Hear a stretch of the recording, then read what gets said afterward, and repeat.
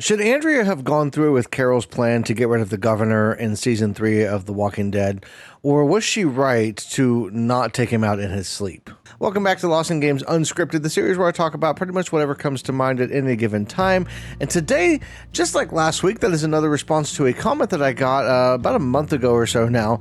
I'm a little bit behind at the moment, guys, but this was a comment that really kind of piqued my interest and got me thinking, because it's something I really wanted to talk about anyway with the governor. There's a lot to do with him, but this one in particular has to do with Carol telling Andrea that she should take the governor out in his sleep. And the question is from Can't It Already.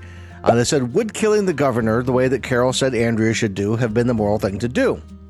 And that is a really, really interesting thing from multiple angles. So today, that's what we're going to be talking about. The governor, you need to do something. I am. You need to sleep with him. Give him the greatest night of his life. Get him to drop his guard, then when he's sleeping, you can end this. Now, on the surface of it, it would look pretty obvious that it would be the right thing to do to get rid of the governor. He's done a lot of bad things, and we know how it turns out. The fact that he stays alive and isn't killed, we know what that ultimately results in, with Herschel being killed and the prison falling and just all kinds of chaos happening, right? But the question is still kind of interesting, especially when you look at it, depending on which framework you look at it from a deontological framework, which we always really focus heavily on the deontology and utilitarianism, the two big moral frameworks. Pretty much everything goes back to those. But deontology is a duty-based framework. It is a question of what duty do we have to each other. It is typically, sometimes it's handed down by a god or a deity of some kind, or by some kind of a ruler. Sometimes it is a moral framework that is just based off of, we have a duty to look after each other, to help each other out. It's not about the consequences. It's not about getting retribution. It is strictly about how we handle helping each other out and doing the right thing. So from a deontological standpoint, it's pretty simple and clear for a lot of these things. And no, taking him out in his sleep would absolutely be the wrong thing to do. It's very similar to some of the things we've talked about in the past. When your opponent, when you're fighting with somebody, even when it seems like a fight to the death, when they are down and unarmed, it's not right to then take them out, typically speaking. Now, there can be exceptions, but not from a deontological standpoint. We talked about this with Lily in the Walking Dead game in Season 4, when Clementine had to decide whether to tell AJ to shoot her and basically empty his clip into her, or to stand down. Now, standing down in that case winds up being a bad thing, and in this case, with Andrea and the governor, it kind of winds up being a bad thing as well, because in the long run, the governor winds up killing a lot more people and causing a lot more chaos and destruction.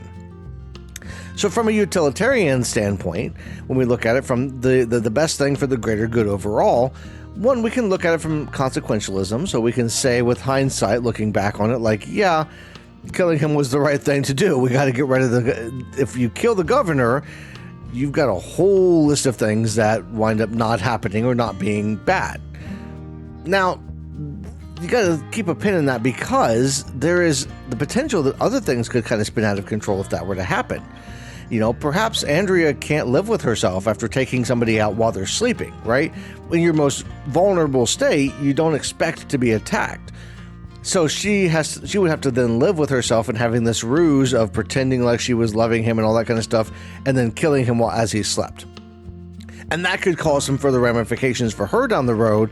It could cause her to kind of lose her mind. She could wind up hurting somebody else, inadvertently or on purpose. You know, she could blame Carol for kind of forcing her hand and making her do that. And ultimately, she could wind up taking out Carol later, or taking out somebody else trying to take out Carol. So there's a lot of things to think of from that perspective, because taking a life, even in the zombie apocalypse, is not an easy thing to do. And while our survivors have taken a lot of lives, a lot of zombies as a means of survival, there's a big difference between shooting somebody who's shooting at you and shooting somebody who's asleep in their bed, right? So right then and there, that right off the bat is just, there's a lot of problems with it. But we don't just have to look at it from a consequentialist standpoint. We could look at it from the standpoint of, all the stuff he's done, there has to be some kind of retribution, right? So maybe killing him in his sleep would be the right thing to do to make him pay for the crimes that he's committed. But even then, you wind up into some problems, because if she does that, if she kills him in his sleep and then either sneaks out or whatever, eventually people are going to figure out that what happened. They're going to say, well, she killed him in his sleep. And most of the people in Woodbury don't know about his crimes. And it's one thing to come to them after you've already killed the guy and be like, well, look at all the stuff he did, because he's not there to defend himself. So you're less likely to get people to believe you or to understand what you were doing, right? So overall, Carol's plan isn't good in any sense of the word. Like, there's no real way that you could justify it from a moral standpoint and say, yes, this is the moral thing to do. Realistically, what they should have done with the governor is they should have gone to the residents of Woodbury and found some way to kind of maybe get and talk to them behind the scenes. Andrea was in a perfect position. She knew a lot of people, and she could have talked to some of those people and said, hey, look, so I know this is going to sound crazy, but the governor is doing some things that aren't good. I know on good authority that the military equipment he came back with, he killed the people to take that, right?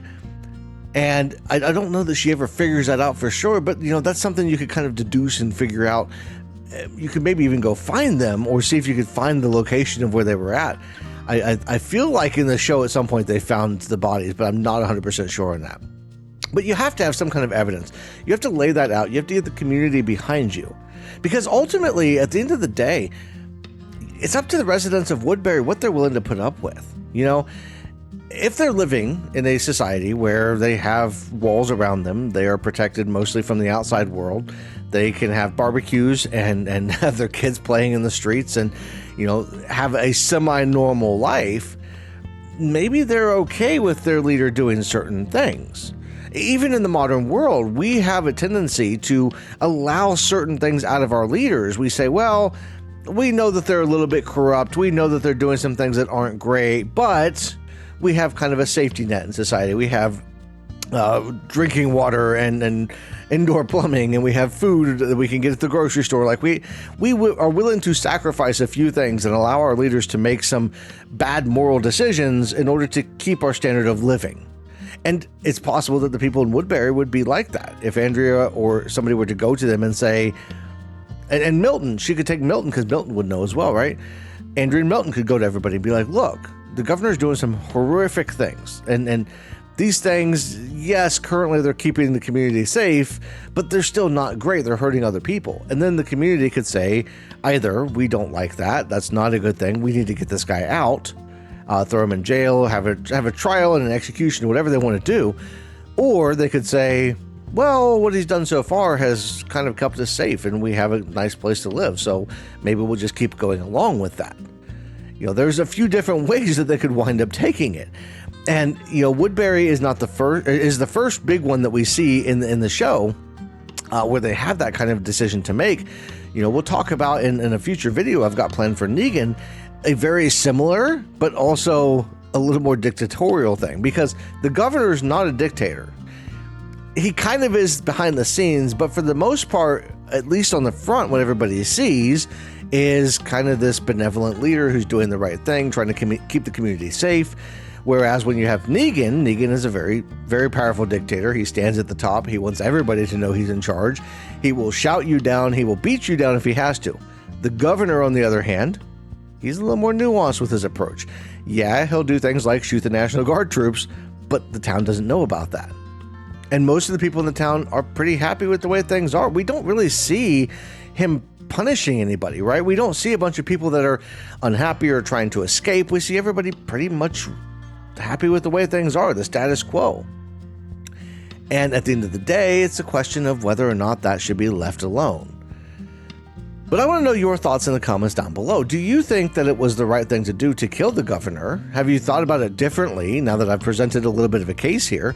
And would you have preferred to see something, if you were in that scenario, if you were living in Woodbury, put yourself in the shoes of a resident in Woodbury, and Andrea and Milton come to you, two trusted people in the community, and they say, hey, the governor killed a bunch of National Guard troops. He's doing some horrific things. He's trying to kill these people at this prison that haven't done anything. They aren't really a threat, but he's making them into a threat. Would you be like, well, but we're safe, so it's okay? Or would you want to see him gone? Really think about that and put yourself into their shoes and imagine into the world scenario where you are one of those residents. And let me know in the comments what you would do or how you would feel about that. But that's all I got for this video. Like I said, we're going to be having videos about Negan and a few other. I've been going back through the series. I'm currently on season 6, trying to take some notes and trying to come up with some good moral conundrums and stuff like that. I've still got the biggest moral conundrum for season 3 and season 4 that I've got planned for the next few weeks. Among some other things, I've got some other projects I've been working on in the back, off to the side. I've had a lot of big life changes lately, so I've been working on a lot of different things. But that's all I've got for this one. I want to thank you all for watching. Everybody have a great rest of your day, and I will see you in the next one.